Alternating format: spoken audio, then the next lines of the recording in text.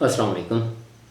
आज एक खबर सामने आई, नून लीग के हनीफ अब्बासी और साबिक़ निगरान वज़ीर आज़म अनवार काकर के दरमियान वो गंदम स्कैंडल पे बातचीत हुई तो ज़ाहिर है वो चोर चोर के नारे लगे।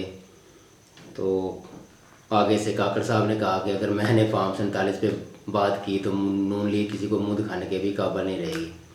लिहाजा ये मैं समझता हूँ कि एक लड़ाई भी फजूल है और ताना भी फजूल है। लड़ाई इसलिए फजूल है कि ज़ाहिर है इस पर तहकीकात होनी चाहिए और जो भी कसूरवार है उसको सज़ा देनी चाहिए। और काकर साहब का आगे जवाब कि मैंने अगर फार्म 47 पे बात की तो नून लीग मुँह दिखाने के काबिल नहीं रहेगी, भाई उस वक्त बोलना था। ये मैदान जंग के बाद आने वाला मौका याद जो आया है ये सारा फजूल है। और इसकी इस तरह के जो ताने मैंने हैं ये कम ज़रफ़ लोग देते हैं, वक्त पे नहीं बोलना तो बाद में बोलने का फ़ायदा नहीं। अब आते हैं आज के असल मौजू की तरफ। इमरान खान साहब ने मीडिया से बात करते हुए सुप्रीम कोर्ट के चीफ जस्टिस काजी फाइज साहब से कुछ बातें की हैं कि असल में चीफ जस्टिस ऑफ पाकिस्तान काजी फाइज ईसा जो हैं वो पाकिस्तान तरीके इंसाफ के ख़िलाफ़ जो केसेस हैं उनमें वो बी टीम बने हुए हैं। इस तरह की बातें की हैं और 9 मई के हवाले से बात की है जिसकी इमरान खान साहब मजम्मत भी कर चुके हैं। और मेरा ख्याल है हर अजीज और पाकिस्तानी इस बात की मजम्मत भी करता है कि जो हमारे इदारे हैं, रियासती इदारे हैं, उनके ख़िलाफ़ इस हद तक जाना ये कोई मामूली बात नहीं। ये इसके ख़िलाफ़ जो भी इस तरह की हरकत करता है उसके ख़िलाफ़ कानूनी हरकत में आना चाहिए, लेकिन इसके लिए साफ़ और शफाफ ट्रायल होना चाहिए। उसके बाद खान साहब ने कहा है कि जो ख़ास मखसूस नशिस्तें हैं उस वाले से बात की है। इंतखाबात के दौरान इंतखाबी निशान बल्ला छीनने पर बातचीत हुई, उनके कहा है कि ये सारी जो बातें उन्होंने की तो इस वाले से उन्होंने कहा है कि वो हमारे ख़िलाफ़ बी टीम बने हुए हैं। देखें, इस तरह के इल्ज़ाम कोई पहली दफ़ा नहीं है। ये तकरीबन सारी जो पाकिस्तान की मेन पार्टियाँ हैं वो इदारों पर भी इस तरह के इल्ज़ाम लगा चुकी हैं। लिहाजा इनको रोकने का एक ही तरीका है, सारे जो इल्ज़ाम हैं आज हूँ या माजी करीब हो या माजी बैद में अगर लेना चाहे तो वो भी ले लें और उस पर एक तहकीकाती टीम बैठे जिस पे सारी पार्टियाँ भी रज़ामंद हों और एक साफ़ और शफाफ उस पर इन्वेस्टिगेशन हो और जो भी उसके मरकातों चलें। गुज़रा वक़्त गुज़र गया, अगर सज़ा नहीं भी देते तो कम से कम उन लोगों का तयन कर दें कि इन लोगों ने ये गलतियाँ की हैं। चलें, क्योंकि फिर वही बात कि माजी आप वो खरीदना शुरू करेंगे तो पीछे पीछे पीछे कितना फिर 1947 तक चले जाएंगे। लिहाजा कम से कम उन वाक़यात सब की उसमें जो कसूरवार है उनका तयन कर दें, इतना ही काफ़ी है मैं समझता हूँ। सज़ा बहरहाल मुश्किल होगी क्योंकि वो एक को देंगे तो वो कहेगा पिछले वाले को भी दो, फिर उससे पिछले वाले को भी दो। लिहाजा आज सारे पाकिस्तान के सियासतदान और जो मेन पार्टियां हैं जो हुकूमतों में हैं, वो सूबाई हो या वफाकी हो, तो वो इस बात का कम से कम अगर तयन कर लेती हैं कि फ़लाँ इस सारे मामलात में जिसमें गैर मुनसिफाना इंतखाबात होते हैं, जिसमें इस्टेब्लिशमेंट की मुदाखलत होती है, जिसमें आप कह लें कि इस तरह रियासत के ख़िलाफ़ कुछ जो वाक़यात होते हैं उनको मैनिपुलेट करके किसी मखसूस जमात के ख़िलाफ़ आज या माजी करीब या माजी बैद में हो, उनका एक तयन कर दें कि इस तरह हुआ है और आगे से आइंदा नहीं होना चाहिए। तो मेरा ख्याल है इससे भी काफ़ी हद तक आपके मुस्तकबिल का जो रास्ता है वो साफ़ हो जाएगा, उसमें बेहतरी की गुंजाइश नज़र आनी शुरू हो जाएगी।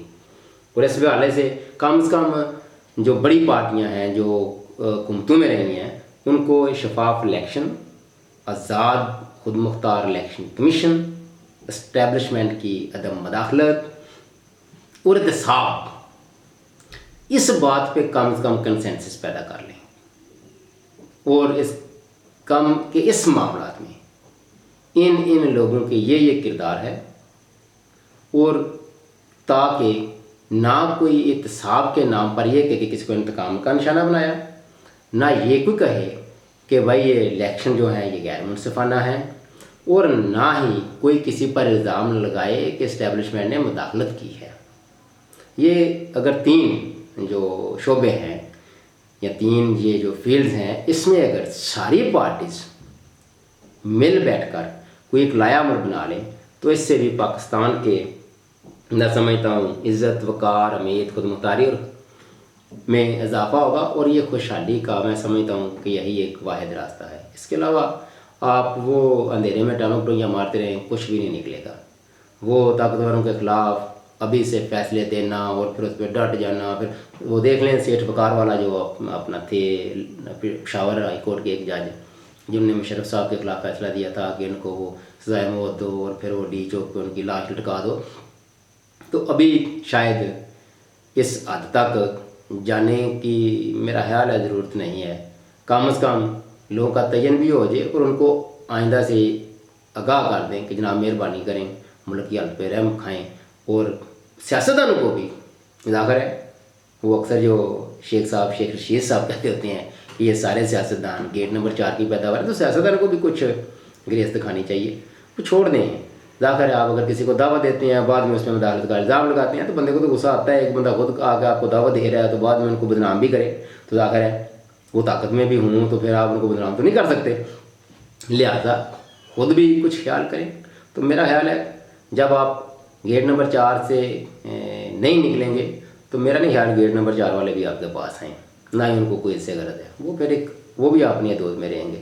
और ख़ासकर आर्मी चीफ साहब आसिम मुनीर, जनरल आसिम मुनीर साहब का भी बयान है कि हम अपनी हदूद जानते हैं, हम ये तो रखते हैं कि दूसरे भी अपनी हदूद में रहें।